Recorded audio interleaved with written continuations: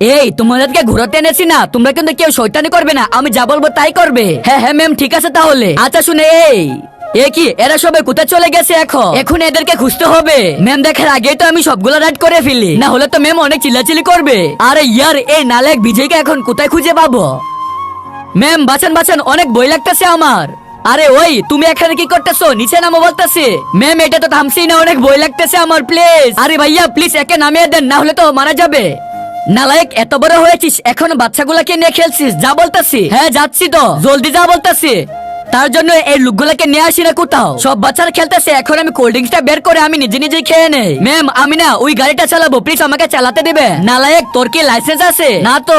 হে আল্লাহ, যেই পবিত্র কোরআনটিকে দেখার পরে ভিডিওতে লাইক করে চ্যানেলটিকে সাবস্ক্রাইব করে দিবে এবং ভিডিওটি 10 জনের কাছে শেয়ার করবে, তাকে আপনি পরীক্ষায় পাশ করিয়ে দিন। কমেন্টে বলুন আমিন। তাহলে চুপচাপ এইদিকে ঘোরাঘুরি কর। দেখেছো আজকে আমাকে কত সুন্দর লাগছে, আর পিছনে কত সুন্দর ট্রেন। আমাকে একটা ছবি তুলে দিবা?